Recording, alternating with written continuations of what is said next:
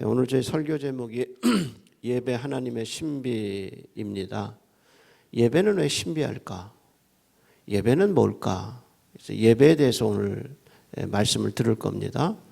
근데 저는 예배가 없는 가정에서 태어났습니다. 전 어렸을 때 할아버지가 저희 형하고 저한테 제사를 어떻게 드리는가를 가르쳐 주셨습니다. 근데 저는 저희 아버님 쪽으로도 복음, 예배, 기도 한 사람도 예수 믿는 사람이 없었습니다. 저희 어머니 쪽으로도 예수 믿는 분이 없었습니다. 복음이 없고 예배가 없는 가정에서 태어났습니다. 근데 아주 어렸을 때 초등학교 들어가기 전에 동네에서 애들이 빵을 먹고 있어요. 신문지에다가 그 단팥 들어간 설탕이 가득 묻혀 있는 빵을 애들이 먹고 있어서 너 그 빵 어디서 났니? 그랬더니 교회에서 줬대요. 그래서 제가 처음 나간 게 그때가 창신교회였습니다. 제가 서울에서 태어나가지고 형하고 나가서 처음 가서 교회라는 데를 가봤습니다. 그리고 주일학교를 다니다 중고등부를 다니다 말다 그렇게 살았습니다. 예배가 생활화가 되지 못한 가정에서 혼자 예배에 나가려니까 척박한 땅에서 일어난 연약한 그 잎사귀처럼 예배가 맺어질 수가 없죠. 왜냐하면 복음을 모르고 예배를 드리니까, 예수를 안 믿고 예배를 드리니까 그 예배가 제대로 되겠어요. 근데 제가 고등학교 때 저희 과외 선생님이 저한테 복음을 가르쳐 줬습니다. 영어를 하고 수학을 배우는 시간인데 1대1로 저를 가르쳐 주셨는데, 그때 그 과외 선생님이 저한테 너 예수 믿니? 이렇게 물어봤어요. 그래서 제가 나 교회 다닌다고, 잘은 다니지 않았지만 제가 학생회에서 임원도 했었다고. 그랬더니 그러지 말고 교회 다니는 걸 말고 너 예수 믿니? 이렇게 물어봤어요.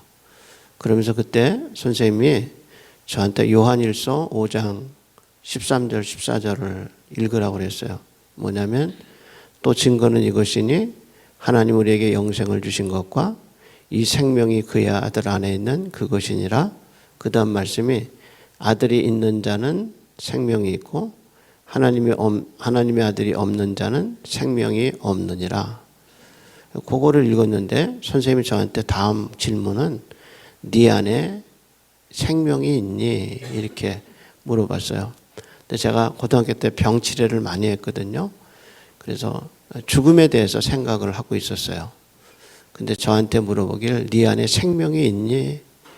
그런데 성경을 보니까 아들이 있는 자는 생명이 있고 하나님의 아들이 없는 자는 생명이 없느니라. 그래서 제가 생명이 제 안에 없더라고요. 왜냐하면 제가 한 번도 예수님을 영접해 본 적이 없어요. 그래서 과외 선생님이 그날 저한테 이렇게 얘기했습니다. 정권아 나 따라서 기도해 볼래? 그래서 선생님이 하자니까 너 예수님을 한번 영접해 보겠니? 그러시더라고요. 그래서 그럴게요. 그러고 기도를 했어요. 이렇게 기도했어요. 하나님 아버지, 저는 죄인입니다. 이제 제 마음속에 오셔서 죄를 씻어주시고 저의 구세주가 되어주세요.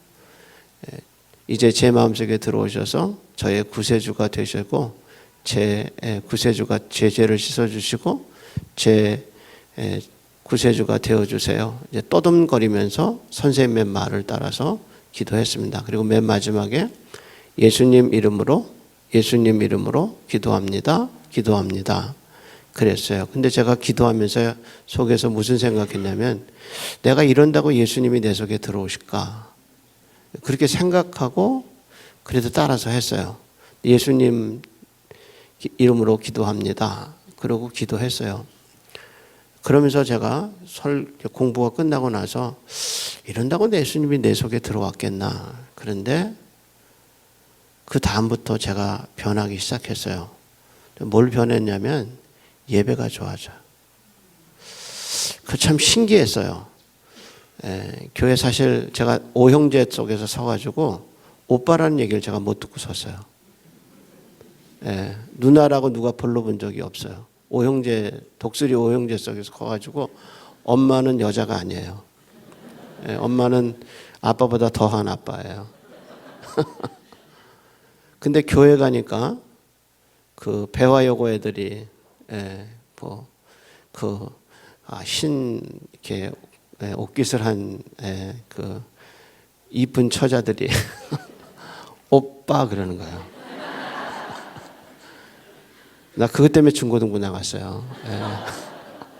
누가 저보고 오빠라고 불러주는데 너무너무 기분이 좋은 거예요. 그래서 임원을 한 것도 그 오빠 때문에 했어요. 근데 그런 제가 예수님을 영접하고 나서 교회 가니까 설교가 들리기 시작해요. 그리고 성경이 믿어지기 시작했어요. 근데 가장 놀라운 신비한 거는 뭐냐면 예배가 너무너무 좋은 거예요. 그래서 저는 예배 경험을 구원받기 전에는 못했어요. 근데 구원받고 난 다음에 예배가 좋은 경험을 시작했어요. 그 뒤로 하나님은 저의 삶을 예배를 통해서 쉐이핑 하셨어요. 고쳐주셨고 알려주셨고 이끌어주셨어요. 예배가 없이는 저는 잘하지 못했을 거예요. 근데 예배가 너무너무 좋았어요. 그래서 오늘은 우리가 그 예배 얘기 듣는 거예요. 그래서 구원받지 않은 사람의 예배는 예배의 참 신비를 알 수가 없어요. 구원과 함께 복음과 함께 우리에게 찾아온 은혜가 뭐냐? 예배 은혜예요. 예배 은혜. 따라서 우리가 사무엘서에서 우리가 예배 이야기를 좀 볼 겁니다. 사무엘서에 흐르는 주제는 두 가지예요. 하나는 왕권과 제사지기예요. 왕권은 뭐냐? 사무엘이라는 선지자가 두 왕을 세워요. 하나는 사울이고 또 하나는 다윗이에요. 근데 사울을 세울 때 새벽에 세워요. 그리고 사울이 왕으로 머리에 기름 부음 받을 때 사무엘과 밥을 먹어요. 제사장의 무리와 함께 밥을 먹고 저만큼 어둠이 물러가고 새벽에 빛이 쫙 비춰질 때 머리에 기름 부음을 받아요. 그랬던 사울이 마지막은 어떻게 되냐? 무당의 집에 밤에 찾아가요. 그래서 무당과 함께 밥을 먹어요. 그러면서 사무엘이 세운 사울이 밖에 나오니까 뭐라고 그랬냐면 밤이었더라 이렇게 나와요. 그러니까 가룟 유다가 예수님을 팔아먹기 위해서 요한복음에 보면 예수님을 팔아먹기 위해서 나오니까 밤이었더라 그랬어요. 그러니까 새벽에 찬란한 역사적 사명을 띠고 왕이 된 사울이, 그래서 선지자와 함께 밥을 먹었던 그 사울이 무당과 함께 한밤중에 밥을 먹는 영적 어둠으로 떨어져. 그것이 왕권의 이야기예요. 그럼 다윗은 어떤가? 다윗은 정말 하나님의 기름 부음으로 정말 얼굴이 빼어나고 아름답고 정말 훌륭하게 커요. 그랬던 다윗이 언제 꺾어져요? 밧세바 사건에서 꺾어지잖아요. 그래서 자기 아들 중에서 딸들 중에서 암논 사건이 일어나고 성범죄 일어나잖아요. 그리고 어떻게 되느냐? 자기 자식 압살롬에게 쫓겨다니잖아요. 그래서 사무엘서를 읽어보면 밧세바 사건을 통해서 다윗의 왕권이 꺾여요. 그러면서 다윗이 꺾여져요. 그래서 사무엘서 저자는 우리에게 진정한 왕이 땅에 있는 왕이 아니라는 걸 보여줘요. 그래서 넘어가서 역대기, 열왕기서 다 왕들의 이야기가 쭉 나와서 시드기야까지 가지만 그 왕들의 이야기에서 보여주는 건 뭐냐? 인간 왕이 참 왕이 아니라는 거예요.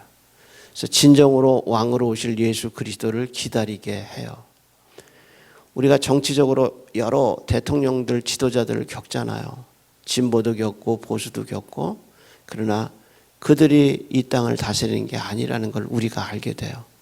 왜냐하면 인간 왕은 실패해요. 그래서 사무엘서의 이야기에 왕권의 이야기는 진정한 왕이신 예수 그리스도를 기다려야 하는 우리의 참 모습을 보여줘요. 그래서 사무엘서는 첫째 주제가 뭐예요? 왕권. 두 번째 주제가 있어요. 그게 뭐냐면 제사직이에요. 근데 이 제사직은 애굽에서는 일어날 수 없어요. 왜냐하면 애굽에서는 예배가 없기 때문이에요. 그래서 애굽에서 이스라엘 백성은 뭐했냐? 죽도록 일했어요. 인간이 구원받기 전에 예배 없을 땐 뭐하냐? 죽도록 일해요. 그랬던 이스라엘 백성을 어린 양의 피로 구원하셔서 광야로 데려오셔서 시내산에서 두 가지 주시죠. 율법 주시고 뭘 줘요? 성막을 주셔요. 그래서 출애굽기에 보면 성막 이야기가 이야기의 출애굽기의 절반이에요. 근데 성막 이야기 중에서 제일 중요한 사람은 누구냐? 제사장이에요. 제사장이 없으면 성막이 운영이 안 돼요. 그래서 성막의 가장 중요한 직책으로 하나님이 아론의 자식들을 머리에 기름 부어서 제사장을 삼아요. 그래서 제사장이 뭐냐? 출애굽기 28장 1절에 하나님이 모세에게 제사장에 대해서 얘기하시면서 이렇게 얘기해요. 모세야, 아론에게 거룩한 옷을 입히고 그에게 기름을 부어 거룩하게 하고 그가 그 다음 말이 내게 제사장 직분을 행하게 하라 그랬어요. 제사장은 인간을 위해서 있기보다 하나님이 말씀하셔서 내게 제사장 직분을 행하게 하라 그렇게 얘기했어요. 그래서 제사장은 첫째로 사람을 섬기는 게 목적이 아니라 하나님을 섬기기 위해서 하나님 제사장을 세우셨어요. 그래서 우리식으로 얘기하면 목사님이 없이는 목사님이 존재하는 이유가 뭐냐? 하나님 섬기기 위해서. 이제 이런 맥락에서 그러니까 사무엘서에 흐르는 제사장의 맥락, 이런 맥락을 가지고 오늘 본문을 봐야 돼요. 깜짝 놀라는 이야기가 12절에 나오죠. 한번 볼까요? 뭐라고 그랬어요?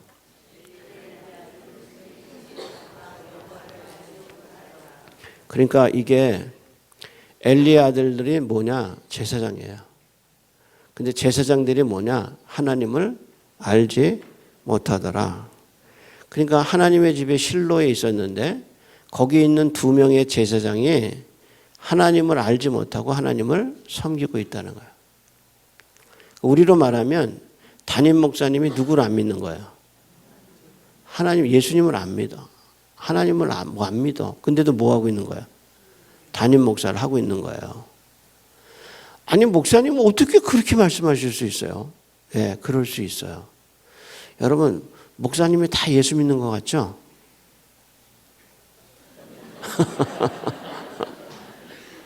제가 이민교회 섬겼어요. 근데 제가 이민 초기에 저에게 영어를 가르쳐주기 위해서 미국 목사님이 저 사무실에 오셔서 영어를 가르쳐 주셨어요. 그분이 저는 이제 PCA 미국 장로교에 있었고 그분도 PC USA 장로교 목사님인데 이제 교단은 달라요. 우리로 말하면 저는 합동에 있었고 그분은 통합에 있는 거예요. PC USA가. 근데 그분이 고등학교 그 교과서를 카피해 가지고 일주일에 한 번씩 저한테 오셔서 영어를 가르쳐 주셨어요. 그래서 그 교과서를 읽고 서로 디스커션하고 그렇게 해서 영어를 가르쳐 주셨어요. 근데 성탄절이 다 다가왔는데 그분이 이제 저희 사무실에 오셔서 둘이 이제 앉아서 얘기를 했어요. 근데 저희 교회가 미국 골프장 가운데 있어요. 그래서 참 이뻐요. 제 창문에서 밖을 보면 너무너무 이뻐요. 그래서 이제 둘이 얘기하고 막 그러고 있었는데 그분이 그렇게 얘기하는 거예요. 자기 교회에 후임 목사님을 정하는데 자기가 지역의 보드 멤버예요. 우리로 말하면 노회 임원이에요. 예, 그래서 그 후임 목사님의 논문을 검토하고 있대요. 근데 그 논문 제목이 내가 뭐냐고 물어봤어요. 그랬더니 뭐라고 얘기했냐면 잘 들으셔야 돼요. 예수님이 육체적으로 부활하지 않았다는 걸 증명하는 논문. 처음에 제가 잘못 들었는 줄 알았어요. 예수님이 육체적으로 부활했다는 것을 증명하는 논문이냐고 물어봤어요. 아니에요. 내용이 예수님이 육체적으로 부활하지 않았다는 것을 증명하는 논문이에요. 제가 너무 놀라가지고 그래도 담임 목사 할 수 있느냐 물어봤어요.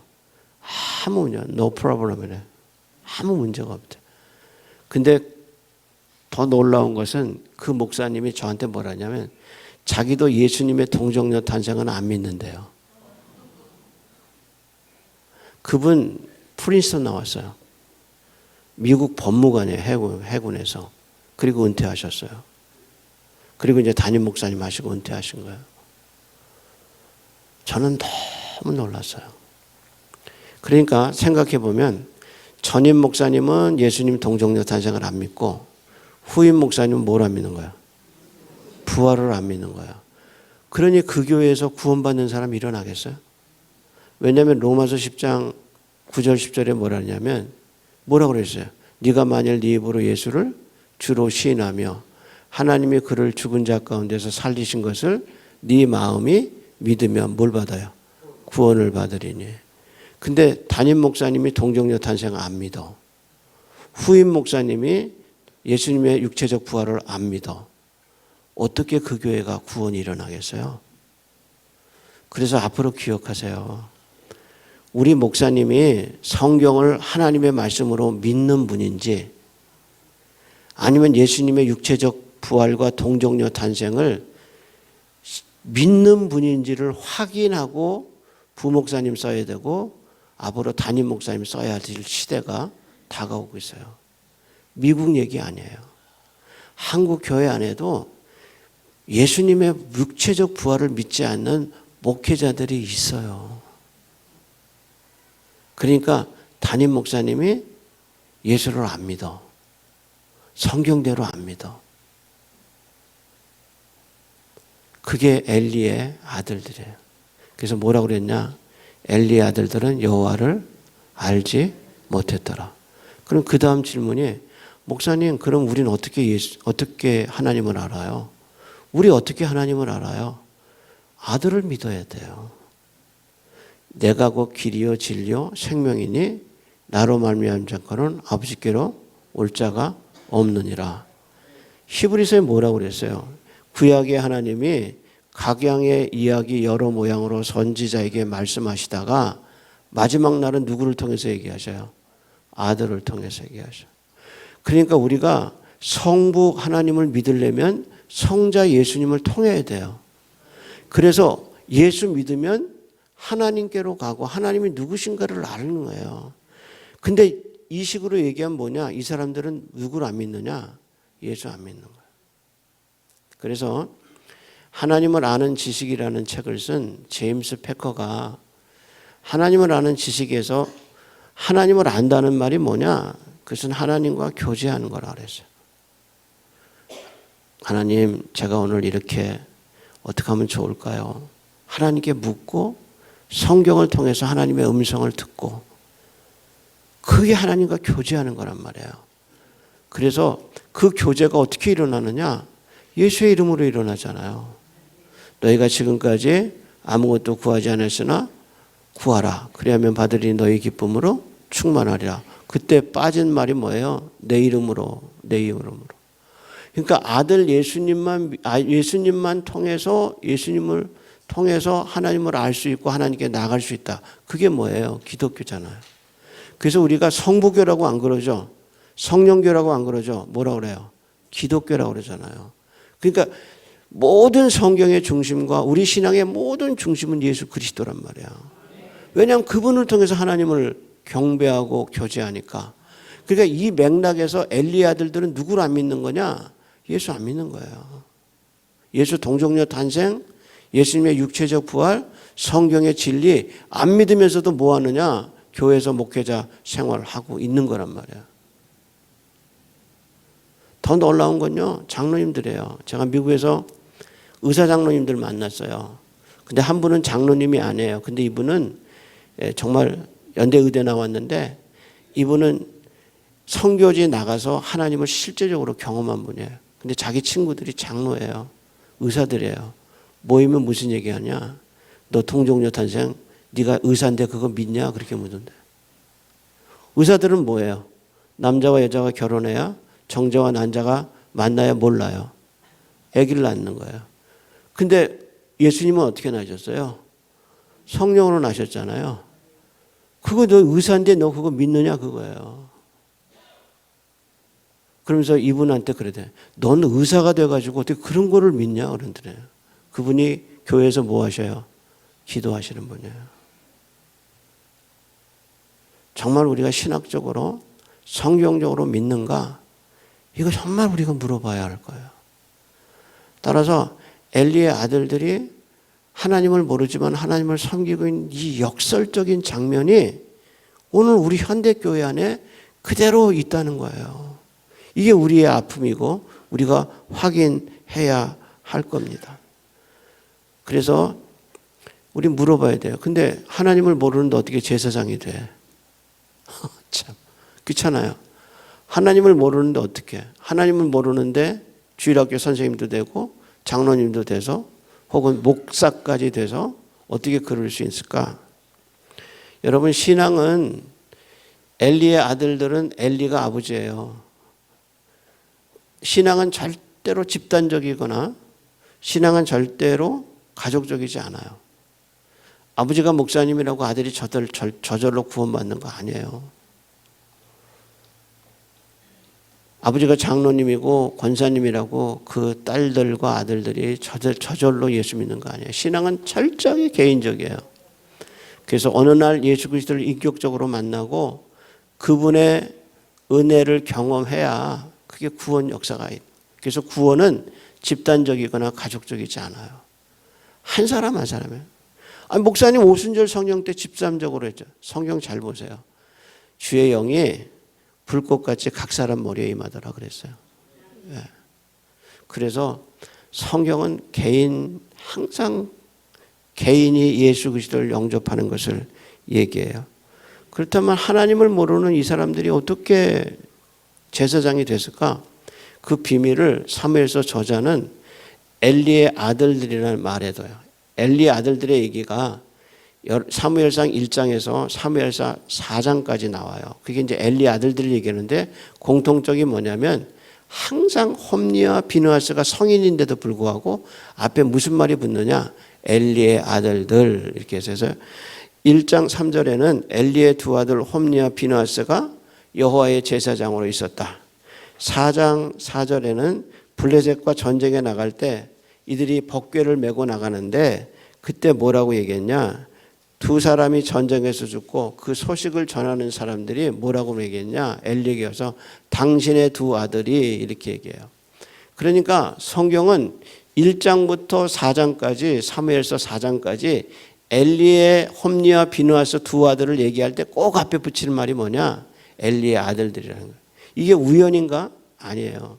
사무엘서 저자는 이 사람들이 제사장이 된 게 부르심 때문에 된 게 아니라 뭐 때문에 됐다는 거예요? 혈육 때문에, 혈육. 그래서 예수님이 그러셨잖아요. 영으로 난 것은 영이요, 육으로 난 것은 육이라 그랬어요. 그러니까 이 사람들이 뭐냐? 육으로 난 거예요. 영으로 부름받은 거 아니에요. 엘리의 아들들이 영으로 부름받지 않고 육신을 따라서 제사장이 된 거예요. 이 사람들은 소명이 없는 사람들이에요. 부르심이 없어요. 근데 직업적으로 된 거예요. 아버지가 만드는 거예요. 그게 엘리의 아들들이에요. 이런 데 비해서 사무엘서의 이야기에 사무엘이 가장 강조하는 건 뭐냐? 부름받았다는 거예요. 3장에 보면 하나님이 3번씩 부르셔요. 잊지 못하게 하나님이 3번씩 사무엘아 사무엘아 사무엘아 부르셔요. 그게 뭐냐? 사무엘은 육으로 되지 않았다는 거예요. 뭘로 됐다는 거예요? 영으로 됐다는 거예요. 영으로. 이게 사무엘서의 진행 과정이란 말이야. 그러면서 사무엘의 부름이 누구도 부인할 수 없게, 엘리도 부인할 수 없고 사무엘 자신도 부인할 수 없는 하나님의 명확한 부르심 때문에 제사장이 됐다는 것을 우리에게 보여줘요. 그래서 엘리의 아들들이 육으로 제사장이 된 것과 성령의 음성으로 하나님의 부르심에 의해서 제사장이 된 근본적으로 출발이 달라요. 출발이. 부르심이라는 것은 지금도 마찬가지예요. 내가 목사가 되기 원해서 원함으로 되는 게 아니고 설교자가 내가 되겠다고 원함으로 되는 게 아니라 갈 수밖에 없어요. 왜? 부르심이 있으니까. 이게 성경의 진리란 말이에요. 그래서 엘리의 아들들은 부르심이 없는데 사무엘은 부르심이 있다고 처음부터 우리에게 밝히고 제사장직을 얘기해요. 그렇기 때문에 이 사람들이 하나님을 모르고 육으로 제사장이 됐어요. 그래서 한 일이 뭐냐? 이 사람들이 하나님을 모른다는 걸 우리가 어떻게 아느냐? 그렇잖아요. 목사님이 예수님 안 믿어. 동정녀 탄생 안 믿어요. 부활절도 안 믿어요. 근데 설교할 때 뭐라냐? 정신적으로 부활하셨다. 우리 마음속에 부활하셨다. 육체적 부활을 얘기 안 해요. 예수님은 약한 자를 위해서 예수님이 이 땅에 오셔서 사랑의 예수님 얘기하지만 동정녀 탄생은 얘기하지 않아요. 그래도 목사 일을 할 수 있어요. 근데 이 사람들이 뭐가 나쁘냐? 행실이 나쁘다 그래서. 따라서 이 사람들이 하나님을 알지 못하는 증거는 뭐냐? 행실이 나빠요. 그 행실이 뭐냐? 예배하고 관계 있어요. 이 사람들이 예배를 제대로 성경대로 안 드리는 거예요. 자, 그러면 행실이 나쁘다는 얘기가 뭐냐? 요 개념을 요한 사도가 요한 1서에서 요한 1서 1장 6절에 이렇게 말을 해요. 이렇게 들어보세요. 만일 우리가 하나님과 사귐이 있다 하고 어둠에 행하면 거짓말하고 진리를 행하지 아니하느니라. 그러니까 어떤 사람이 나 하나님과 사귐이 있다. 이제 아까 얘기한 것처럼 하나님을 아는 건 뭐냐? 제임스 패커가 하나님과 교제하는 거다. 사귐이 있다는 거예요. 그러니까 만일 누가 나는 하나님과 사귐이 있다 하면서도 하는 거 보면 어떻게 하느냐? 어둠에 행하고 있어요. 그러면 그 사람은 두 가지 중에 하나예요. 하나는 뭐냐? 이 사람이 하나님과 사귀지 않는데 자기가 하나님과 사귀고 있다고 거짓말하거나, 두 번째는 뭐냐? 진리가 이 사람 속에 없는 거야. 왜냐하면 진리를 만나면 그렇게 못 살아요. 그러니까 이 사람이 진리가 없는 거야. 뭘 보고 알 수 있냐? 행실을 보고 알 수 있는 거야. 그런 관점에서 지금 이 엘리의 두 아들이 하나님 앞에 하나님을 모른다는 걸 뭘 보고 아느냐? 행실을 보면 안다. 그러면서 저자가 그 행실이 뭐냐? 예배를 든 거예요. 그래서 예배를 어떻게 하냐? 이 사람들 하는 행위가 지금 쭉 나와요. 내용은 그거예요. 성경에 보면 신명기하고 특별히 신명기 18장하고 레위기 7장에 보면 제사장이 먹어야 하는 제사가 있고 제사법이 있고 제사장이 먹어서는 안 되는 제사법이 있어요. 그래서 레위기 이제 연구를 해보면 모든 화제는 다 태워야 돼요. 근데 이제 화제로 다 올리고 화목제만 제사장이 먹을 수 있어요. 근데 이 사람들이 어떻게 했냐? 그것도 하나님께 먼저 태워서 기름을 태워서 먼저 올린 다음에 그 다음에 화목제물에 가슴과 뒷다리를 가질 수 있어요. 이게 제사법이에요. 근데 이 사람은 어떻게 했냐? 제사 드리기도 전에 사람들 보내서 자기가 갖고 싶은 고기를 두 갈고리도 아니에요. 두 갈고리로 하면 많이 못 건지니까 세 갈고리로 자기가 원하는 대로 뺏는 거예요. 이게 뭐냐? 목회자가 교회 돈 손대는 거하고 똑같은 거예요. 교회 직분자들이 교인들 헌금 손대는 거하고 똑같은 거예요. 이게 하나님이 가장 싫어하는 게 뭐냐? 성경대로 제사법이 이루어지지 않는 거예요. 그래서 신설교학의 특성이 뭐냐? 설교가 중심이 안 되고 연극을 집어넣거나 하나님의 중심이 아니라 인간을 즐겁게 하는 유흥이 교회 안에 들어오기 시작하는 거예요. 그게 뭐냐? 인간이 마음대로 지 마음대로 지들 하고 싶은 대로 제사법을 바꿔버리는 거예요. 그래서 엘리의 제사장들의 이 엘리 아들들의 죄는 행실이 나빴는데 그 행실이 가장 많이 드러난 게 뭐냐? 제사를 멸시하는 거예요.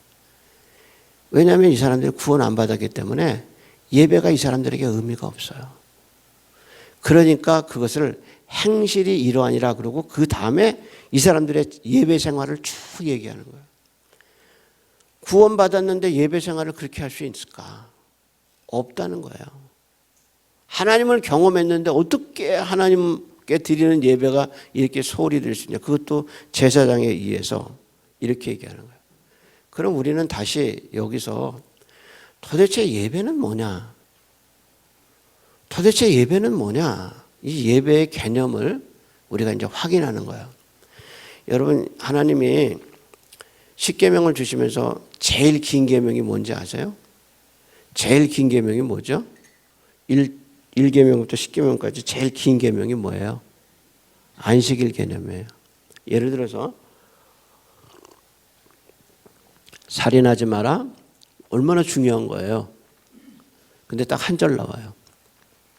도적질하지 마라. 간음하지 마라. 한 절씩이에요. 근데 내 부모를 공경하라. 그건 좀 길게 나와요. 근데 그거보다 더 긴 게 뭐냐? 안식일 개념이에요. 그러면 우리는 십계명을 보고 안식일 계명을 왜 이렇게 길게 하셨을까 생각하게 되죠.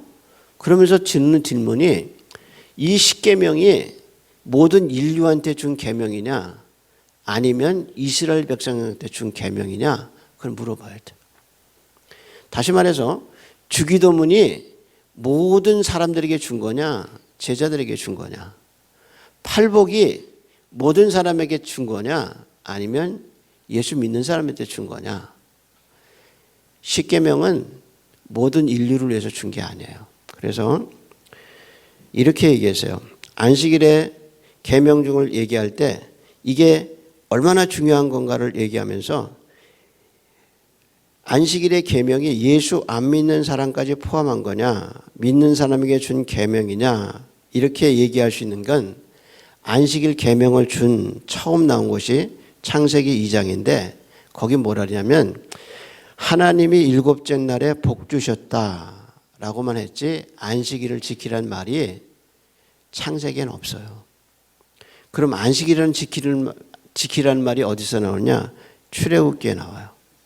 그것도 이스라엘 백성이 어린 양의 피로 구원을 받아서 광야에 나와서 시내산을 지난 다음에 하나님이 출애굽기 31장 14절에 비로소 이렇게 얘기하셨어요.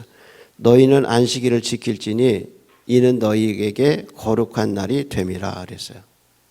그러니까 안식일을 지키라는 말은 어린 양의 피로 구원을 받고 난 다음에 구원받은 백성에게 준 거예요. 그래서 마이클 호튼이라는 교수가 이렇게 얘기했어요. 한번 제가 얘기해 볼게요. 들어보세요.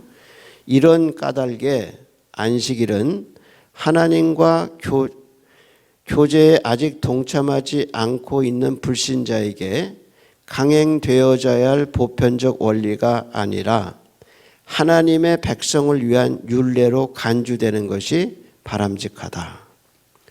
그러니까 안식일은 언약 관계에 있지 않은 백성, 다시 말해 어린 양의 피로 구속받지 않은 백성에게 지킬 계명이 아니라 언약 속의 백성에게 지킬 계명이라는 거예요. 그래서 주일 예배가 불신자는 이해 못해요. 그래서 여러분 예수 믿고 처음에 교회 가면 안 믿는 사람들이 뭐라고 그래요? 야, 너 어떻게 주일날 교회 나와서 그렇게 찢냐? 그 사람들 이해해요, 못해요? 못해요. 거기다 올 때 또 빈손 들고 와요? 여러분 또 죽도록 일한 거 정말 돈 벌기가 얼마나 힘들어요. 근데 그 돈 하나님이 주셨다 그러고 구별되게 드려서 하나님께 드리잖아요. 그러니까 불신자들은 보면 뭐야? 미쳤다 그래서 미쳤다. 그러니까 안식일 개념은 주일 개념은 신자에게 준 거지 불신자에게 준 계명이 아니에요. 십계명은 불신자에게 준 게 아니에요. 신자에게 준 거란 말이에요. 그럼 우리는 물어봐야 돼요. 도대체 그러면 안식일 주일이 우리에게 어떤 의미가 있느냐? 도대체 너는 왜 그렇게 가느냐? 근데 설명은 못해. 근데 뭐라 하냐면 주일날 와서 뭔가 마음에 채워지는 거야. 뭔가 뭐라고는 설명 못하겠어. 근데 배부른 것 같고 충만한 것 같아.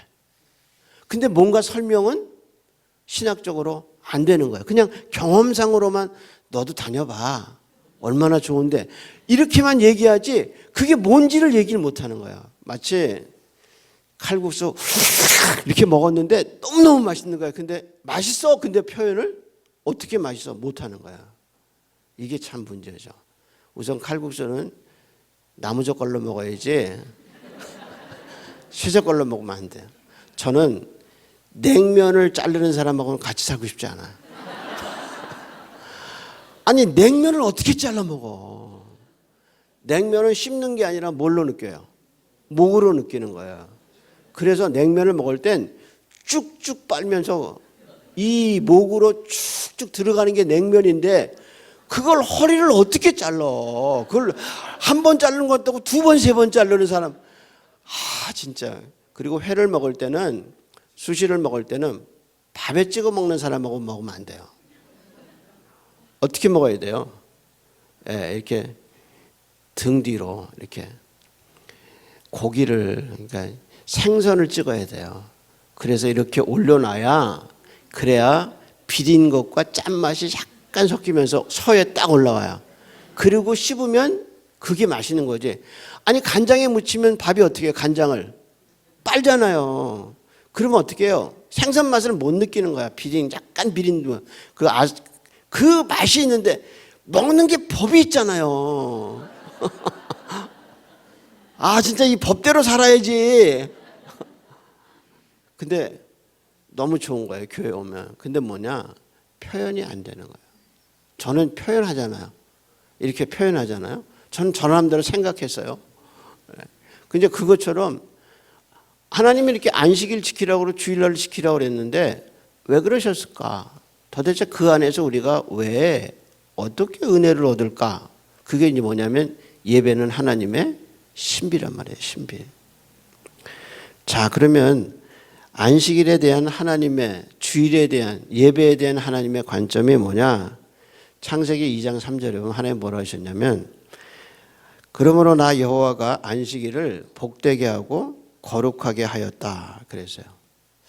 제가 안식일의 개념을 이해하게 된 그 학자는 유대 학자예요. 예수 믿는 사람 아니에요. 근데 이제 유대 학자로서 굉장히 신비주의에 정말 그 사람의 책을 읽어보면 정말 깊어요. 철학적 관점과 그 유대 히브리적 관점이 정말 어울려 있는 책이에요. 그게 이제 아브라함 헤셀이라는 신학자예요. 유대학자인데 그 사람이 안식일의 개념을 아주 잘 설명했어요. 이제 잘 따라오셔야 돼요. 그 사람은 안식일의 개념은 뭐냐면 하나님이 안식일을 복되게 하시고 그 다음 말이 뭐냐면 거룩하게 하셨다 그랬어요. 그러면서 에브라임 헤셀은 그 개념을 두 가지로 얘기해서 하나가 뭐냐면 하나님이 거룩하게 한 것은 공간이 아니라 시간이다.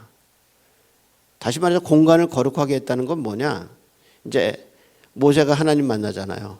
가시떨기에 불이 펴는 걸 보고 가잖아요. 그때 하나님 뭐라 그러세요? 모세야 모세야 네가 서 있는 곳은 뭐라 그래? 거룩한 땅이다. 그게 뭐냐면 공간을 거룩하게 한 거예요. 근데 하나님이 공간을 거룩하게 한 거는 출애굽기가 시작이에요.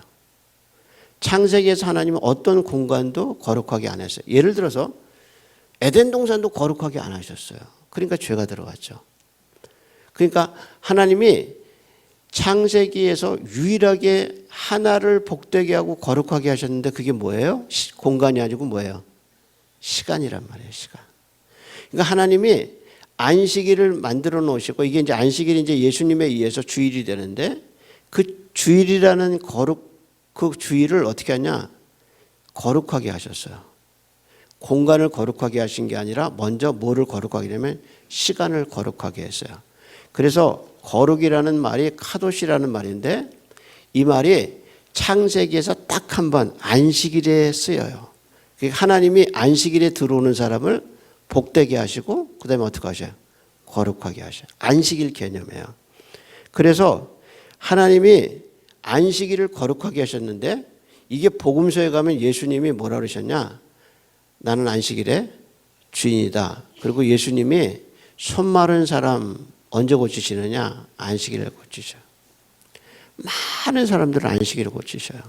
그리고 뭐라 그러셨냐? 나는 안식일의 주니다. 그렇게 얘기하셨어요. 그리고 한번 생각해 보세요. 우리는 어떻게 사느냐? 공간에서 살아요. 그렇죠? 여러분 어디 사셔요? 김포에 살아요. 전 어디 살아요? 노원구에 살아요. 중계동 살아요. 그럼 어떡하냐? 여기 올 때 못 타고 왔어요. 차 타고 공간에서 공간으로 옮긴 거예요. 또 저게 여기서 가면 또 공간에서 공간으로 가요. 그래서 공간으로 가는 건 뭐냐? 살다가 너무너무 힘든 거야. 그래서 여행 가자 그러죠.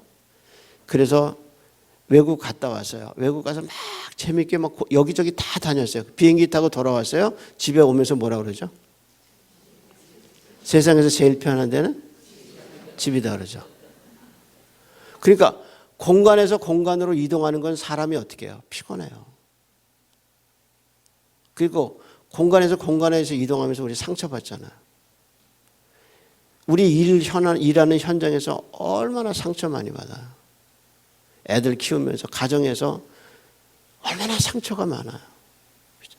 남자들이 집에 출근해가지고 직장 가서 일하면서 그 공간에서 정말 얼마나 많은 어려움과 비굴한 일을 많이 하고 그래도 이기는 게 뭐예요?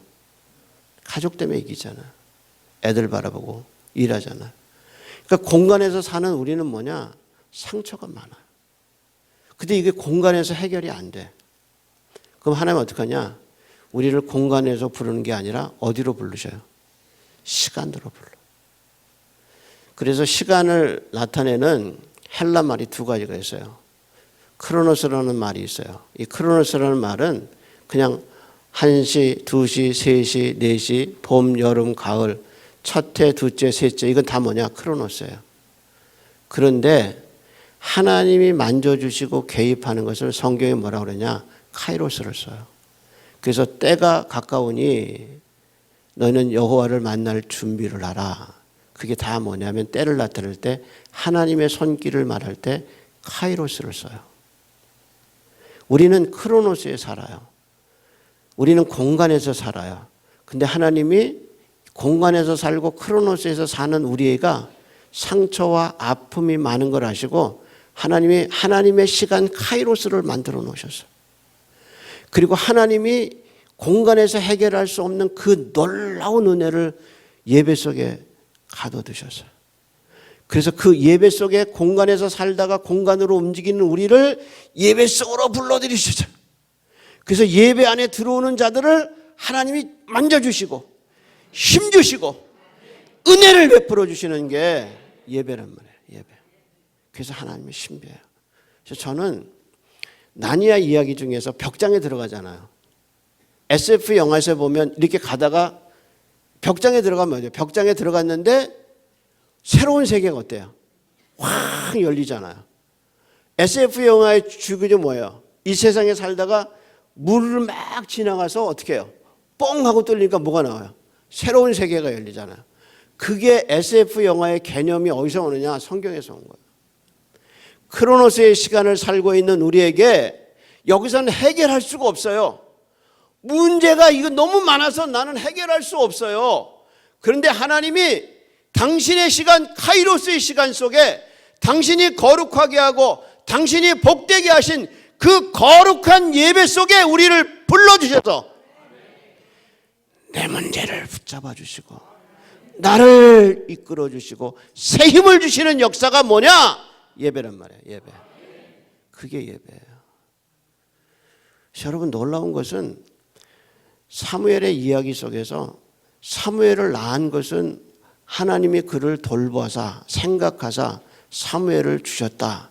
그거 언제 끝난지 알았어요? 언제 일어난지 알았어요? 예배드리고 나서요. 실로에서 예배드리고 나서 고향으로 돌아갔는데 하나님이 그 예배 속에서 역사하셔서 그가 예배 속에 들어왔다가 다시 세상에 나갔는데 사무엘을 주셔요. 아들 셋, 딸 둘 주신 건 뭐냐? 예배 끝나고 나서 집으로 돌아갔는데 하나님이 기억하시고 어떻게 했어요? 아들 셋, 그 다음 뭐예요? 딸 둘 주셨어요. 한꺼번에 났어요? 한꺼번에 났어요? 어때요? 한 번 왔을 때 예배 드리고 가면 생명 태어나.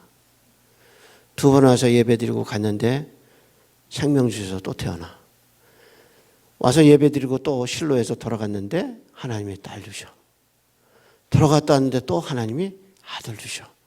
5이 다 생명이 어디서 나왔냐? 예배 후에 나와요. 우리는 사무엘서 1장, 2장, 3장을 통해서 하나님이 이 신세계 왕정을 열고 제사적의 위대한 시대를 여는 것은 어디서 시작되느냐? 예배 속에서 시작돼요. 여러분이 정말 새로운 역사를 일으키고 싶으세요? 정말 새로워지고 싶으세요? 예배 드리세요. 예배 속에서 하나님의 거룩하심과 하나님의 만져주시는 카이로스의 만남을 만날 수 있어요. 저는 예배를 통해 믿음이 컸어요. 예배 없이 제사 있는 가정에서 태어나서 하나님이 예배를 주셨어요. 그래서 예배가 너무너무 좋아. 여러분 요한계시록에 보면 요한계시록의 맨 마지막에 계시록이 이렇게 시작돼요. 1장에서 3장까지는 교회 얘기예요. 그래서 에베소부터 시작해서 7교회 얘기가 1장부터 3장이에요. 그래서 라오디게아 교회까지 가요. 그리고 4장이 뭐냐? 하늘문이 쫙 열리면서 사도 요한을 하나님이 성령으로 하늘로 올리셔요. 그래서 사도 요한이 올라가서 보니까 하나님의 보좌가 온 세상의 중심이에요. 근데 그 보좌에서 2가지가 있어요. 첫째, 하나님의 말씀이 선포돼요. 2번째는 그 보좌에서 생명강이 쫙 흘러내려서 생명강이 닿는 데마다 생명 역사가 있어요. 근데 여러분 재밌는 것은 1장부터 3장이 교회 얘기예요. 4장부터 마지막까지 천국 얘기예요. 그러니까 교회가 뭐냐? 천국의 모형이란 말이에요. 하나님이 인간의 생명을 위해서 말씀을 주시고 인간의 생명을 위해서 생수의 강을 터뜨렸는데 그게 어디를 통해서 이 세상에 전파되느냐? 교회의 강단을 통해서 선포된단 말이에요. 그래서 여호와의 말씀이 강단에 터 있어서 때가 이르러 아들의 음성을 듣나니 듣는 자마다 살아나리라 하는 그 하나님의 말씀이 강단을 통해서 온단 말이에요. 메마른 심령 속에 하나님의 단비가 어떻게 오느냐? 예배의 생명강이 흘러내려온단 말이에요. 그래서 그 강을 접촉하는 자마다 살아나요. 그게 어디서 일어나느냐? 예배에서 일어나요. 예배는 우리에게 생명을 줍니다. 따라서 엘리의 아들처럼 예배를 멸시하고 소홀히 했던 우리의 죄를 회개해야 돼요. 그리고 우리 예배 생활을 돌아봐야 돼요. 가장 먼저가 예배. 기도하겠습니다.